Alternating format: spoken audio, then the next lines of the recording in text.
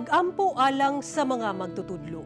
Tighatag sa tanang kinaadman ug kinamaayuhan sa tanang magtutudlo. Lantawa ang mga maestro ug maestra, inubanan sa gugma. Tuguti sila aron maamuma ang among mga mahidlawng paghunahuna ug aron dili gyud sila muundang sa pag-agak sa amua. Bendisyoni ang ilang mga kasing-kasing ug idasig kami kung kami mulampos. Tugyani sila uban sa maaghop nga pag-antos alang sa subayanan sa pagtuon na dili sayon. Pasigaa ang espiritu sa ilang pagbati, mao kini ang dilaab nga nagsiga sa pagtulon ang gugma. Tabangi sila nga makit-an ang potensyal sa matag estudyante. Ang ilang pagtuo sa amuha, tuod, mas labaw pa, sagradong mapupo.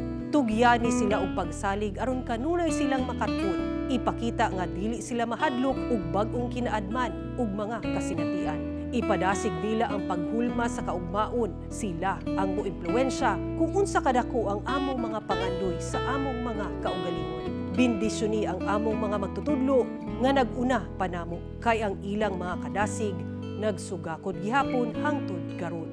Tuguti ang kahayag sa imong sanglitanan nga mosidlak sa tanang mga magtutudlo. Aron mogama sa ilang mga pulong, aron mahigugma sa ilang mga paghunahuna, aron maambit sa ilang mga kasing-kasing.